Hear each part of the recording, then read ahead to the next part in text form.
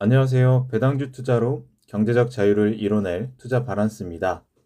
시장에 풀리는 통화량이 늘어나고 있는 시대입니다. 이렇게 통화량이 늘어나는 만큼 대출을 더 많이 받을 수 있게 됩니다. 그렇게 시장에 풀리게 되는 대출금은 대부분 부동산으로 흘러들어왔습니다. 우리나라의 부동산은 결국 불패 신화를 보여주었기 때문이죠. 정책에 따라서 다주택자가 유리했던 시절도 있고 지금처럼 똘똘한 한 채가 유리한 시절도 있습니다. 어떤 선택이 유리한지를 떠나서 부동산의 가격이 지속적으로 오르는 이 시점에 저는 반대되는 이야기를 한번 드려볼까 합니다.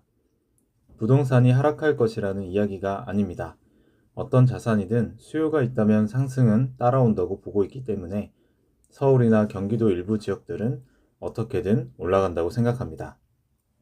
그리고 내 집 마련을 반대하는 것도 아닙니다.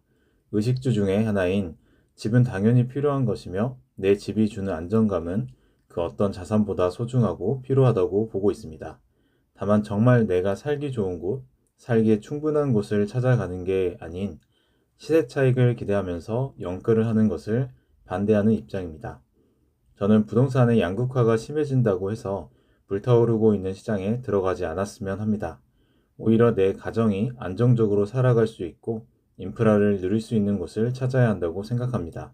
젊을 땐 걸어서 이동하는 데 불편함이 없고 수도권이면 대중교통이 잘 되어 있고 지방이면 자동차를 타고 이동하기에 편리합니다. 생각해보면 수많은 인프라가 있어서 좋아 보이는 곳들의 시설 중에서 내가 이용하는 곳들은 몇 가지가 없고 이용하는 빈도도 생각보다 적을 겁니다. 다만 이런저런 시설들이 많이 있기 때문에 일반적인 사람들에게 가치 있음을 인정받게 된다고 생각을 합니다. 부부가 2억 원이라는 목돈이 있는 상태에서 인프라가 과하게 갖춰진 대장 아파트와 구축 아파트 중 고민을 해본다고 가정해 보겠습니다. 대장 아파트 매매가는 6억 원이어서 4억의 주택담보대출을 받아야 하고 구축 아파트는 매매가가 3억 원이어서 1억의 주택담보대출을 받아야 하는 상황입니다. 영혼까지 끌어모아서 6억 아파트를 매수하면 대출은 4억 원을 실행해야 하며 현재 이자율은 4.5%이므로 1년에 1,800만 원의 이자를 상환해야 합니다. 그리고 보통 원리금 상환을 하기 때문에 원리금 균등 상환 기준으로 월 202만 원을 상환하게 됩니다. 맞벌이를 한다면 한 명의 월급은 원리금 상환으로 다 쓰게 되고 나머지 한 명의 월급으로 생활비와 투자를 하게 됩니다.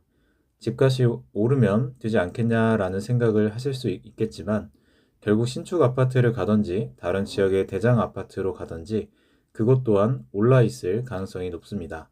결코 내 아파트만 오르는 게 아니기 때문이죠. 더 신축으로 더 나은 동네로 옮길 수 있지만 생활 수준은 올라갈 수 없습니다. 아파트 가격 상승률이 월급 상승률을 넘어선 곳으로 계속 이동할수록 한 가정에서 지출하게 되는 원리금은 더욱더 커질 수밖에 없기 때문입니다. 처음에 월 200만 원의 원리금을 상환하다가 한번 점프를 하면서 월 300만 원의 원리금을 내게 됩니다.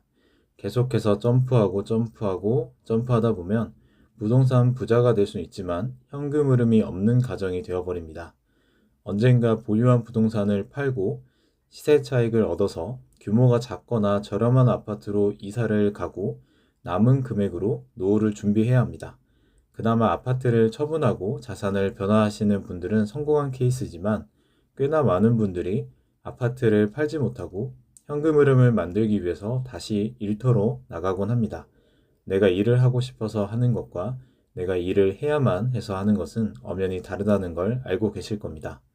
그렇기 때문에 처음부터 너무 큰 금액의 부동산을 매수하는 것보다 적절한 가격의 구축 아파트부터 시작하면 어떨까 싶습니다. 2억이라는 목돈이 있는 상태에서 6억 아파트가 아닌 3억 아파트로 매매를 하게 된다면 주택담보대출은 1억 원만 받아도 됩니다. 대출 이자는 연 450만 원이며 원리금 균등 상환 시 월 50만 원씩만 상환을 하면 됩니다. 4억 대출을 실행한 것보다 상대적으로 150만 원의 여유 금액이 생기게 됩니다. 우리는 그 금액으로 배당주에 투자를 해서 현금 흐름을 만들고 사용하면 어떨까요? 매월 150만 원씩 SCHD에 투자를 한다고 가정해 보겠습니다. 시가 배당률은 3.5%, 배당 성장률은 8%라고 가정을 하면 10년 후에는 월 배당금을 80만 원씩 받게 됩니다. 물가 상승률 3%를 적용하면 지금 가치로 매월 60만 원씩 받을 수 있게 됩니다. 20년 후에는 310만 원, 현재 가치로 170만 원이고요. 은퇴를 할 시점인 25년 이후에는 560만 원씩, 현재 가치로는 270만 원을 받을 수 있게 됩니다. 만약 미래에도 부동산 불패 신화가 이어져서 대장 아파트에 투자한 사람과 자산 격차가 벌어진다고 하더라도 신경 쓰지 않았으면 합니다. 20년, 30년 동안 여유 있는 삶을 살아왔고 앞으로도 여유 있는 삶을 살 수 있는 환경을 만들었는데 상대적으로 다른 사람보다 자산이 적다고 슬퍼하고 우울해할 필요가 없다고 생각합니다. 저는 평생 이재용보다 부족한 자산으로 살아갈 테니까요.